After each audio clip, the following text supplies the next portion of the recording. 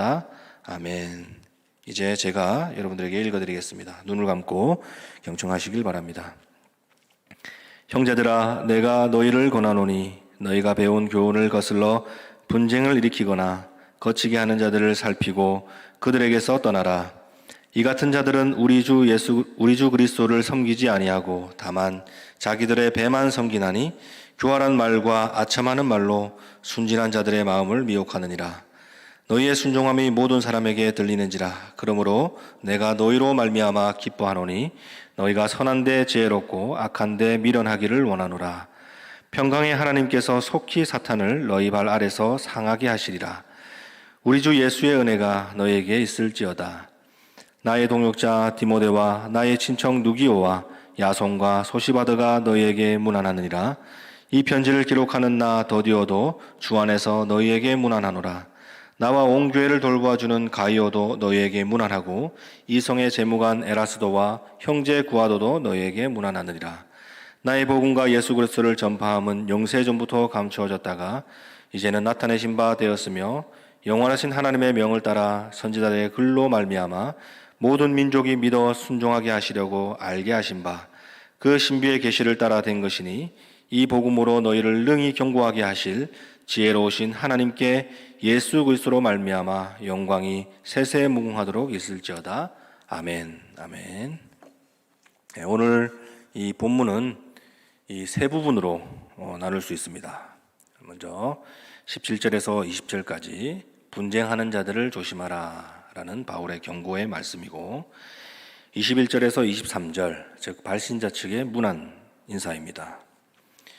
그리고 25절에서 27절까지가 성령 부분입니다.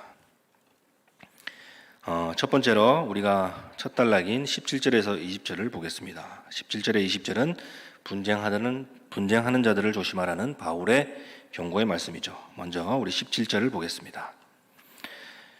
형제들아, 내가 너희를 권하노니 너희가 배운 교훈을 거슬러 분쟁을 일으키거나 거치게 하는 자들, 여기 분쟁을 일으키거나 거치게 하는 자들의 체크를 해주시고요.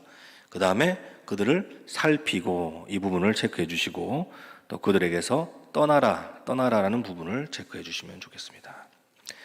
여러분, 여기서 이 분쟁을 일으키거나 거치게 하는 자들이 누굽니까? 이 부분이 정말 중요한데요. 명확하게 그 사람들이 누구인지는 밝혀지지 않았으나 첫 번째로 로마서에서 늘 갈등이 원인이 되었던 사람들, 즉 율법의 표지, 그러니까 할례나 그 음식 규례와 같은 이 외형적 표지에 집착하는 율법주의자들일 수도 있고요. 두 번째로는 이 바울의 이 동역자로 일하다가 서로 이 대립하여 갈라진 자일 수도 있습니다. 그들은 바울이 세운 교회에서 이 정치적인 적대자로서 이 바울의 사역에 있어 매사 회방을 놓는 사람들이었습니다.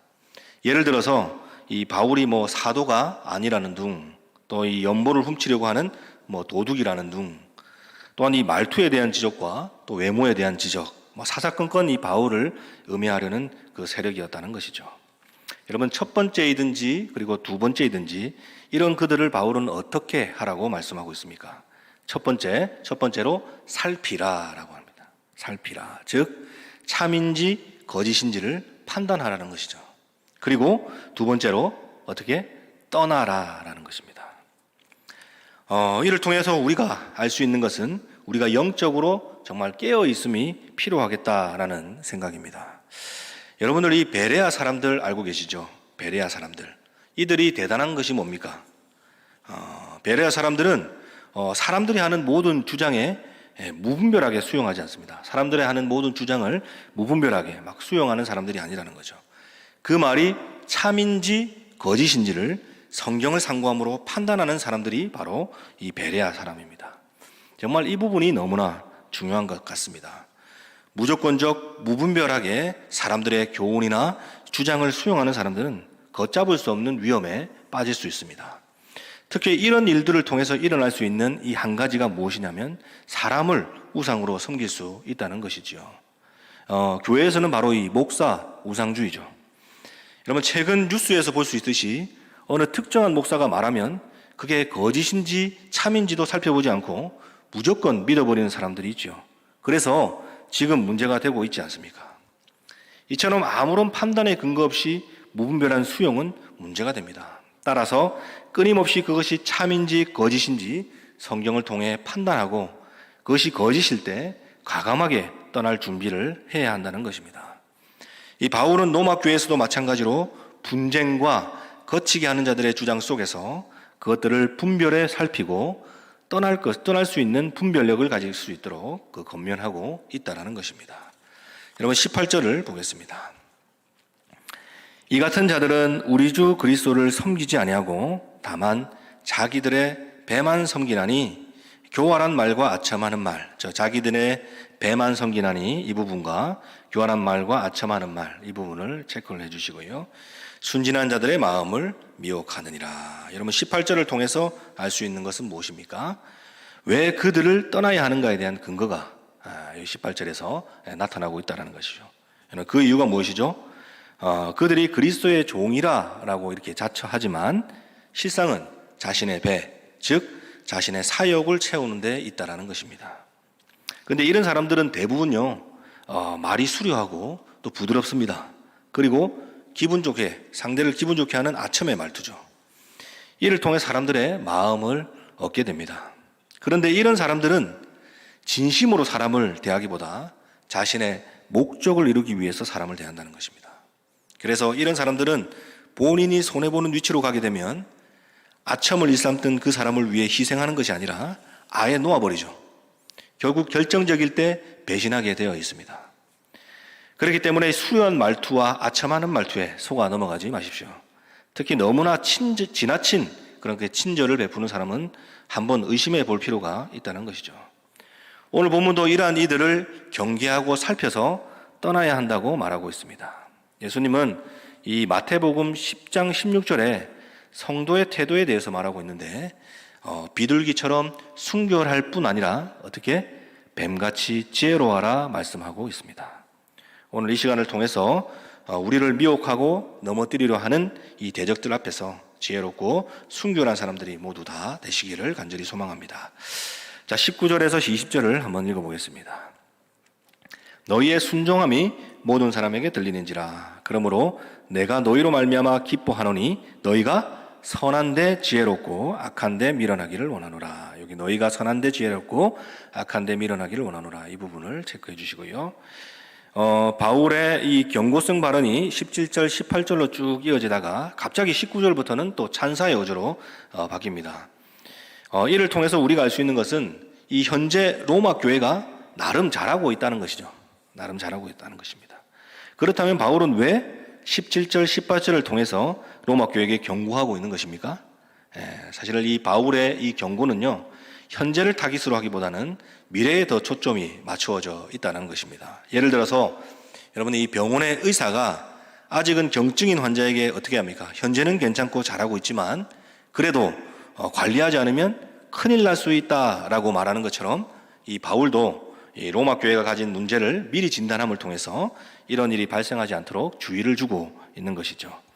바울은 특별히 로마 교회를 향해서 선한 데는 지혜롭고 악한 데는 미련할 것을 권면합니다. 이는 이 잘못된 교훈을 따르지 말고 지금처럼 믿음으로 순종하는 참된 신앙의 자세를 유지할 것을 부탁하는 것이죠.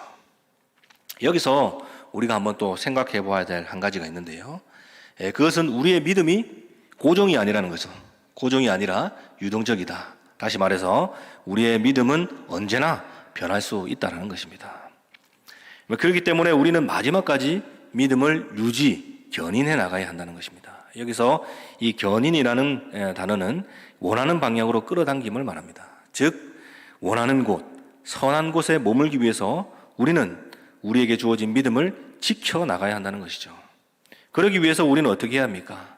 끊임없이 하나님의 말씀과 기도의 삶 가운데 있어야 한다는 것이죠. 여러분들이 정말 당연한 말입니다. 그러나 제가 이렇게 강조해서 여러분들에게 말하는 이유가 있어요. 그 이유는 생각보다 말씀과 기도의 삶을 꾸준히 이어가는 성도들이 별로 없다라는 것입니다. 바쁘다는 핑계로, 귀찮다는 핑계로 성도가 말씀과 기도의 삶을 뒷전으로 밀어놓고 살고 있다는 것이죠. 여러분, 믿음은 변합니다. 만약 여러분들이 말씀과 기도가 없는 일상 속에서 하루하루 삶을 안주해 살아간다면 그에 대한 분명한 대가가 있다는 것입니다. 믿음보다 불만과 불안이 더 커지고요. 의심과 두려움으로 신앙을 잃어버릴 수도 있다는 것입니다. 따라서 우리는 지속적으로 꾸준히 말씀과 기도를 통해서 우리의 믿음을 지켜나가야 합니다. 믿음을 성장시켜야 하고 또 믿음의 범주를 넓혀가야 한다는 것입니다. 믿음을 견인해야 합니다. 그 누구도 대신해 줄 수 없습니다. 바로 지금 여러분들 스스로 할 수 있다는 것입니다. 만약 이 시간 말씀과 기도의 삶에 전무했다면 지금이라도 말씀과 기도의 삶을 꾸준히 이어나가시는 여러분들 모두가 다 되시길 바랍니다. 믿음은 변합니다. 지금은 잘 못하더라도 믿음의 진보, 계속해서 꾸준히 말씀과 기도의 삶을 이어간다면 믿음의 진보를 경험하게 될 것입니다. 자, 20절입니다. 평강의 하나님께서 속히 사탄을 너희 발 아래 상하게 하시리라. 우리 주 예수의 은혜가 너에게 있을지어다. 아멘. 사탄을 너희 발 아래서 상하게 하시리라. 이 부분을 우리가 체크하시고요. 지금 이 세상에 이 공중권세 잡은 자들이 누구입니까? 바로 사탄입니다.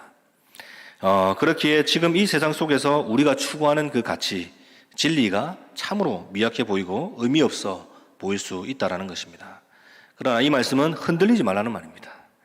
그 이유가 무엇입니까? 우리가 믿는 믿음이 참이고 결국 우리가 믿는 진리가 반드시 승리할 것임을 성경이 말하고 있기 때문입니다.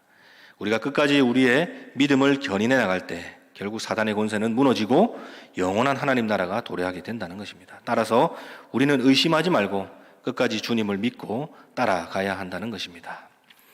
오늘 이 본문의 첫 단락인 17절에서 20절은 바울의 미래적 경고입니다. 미래에 발생 가능할 로마 교회의 문제를 지금 진단함으로 통해서 그 길로 가지 않도록 바울은 로마 교회에게 해법을 제시하고 있는 것이죠.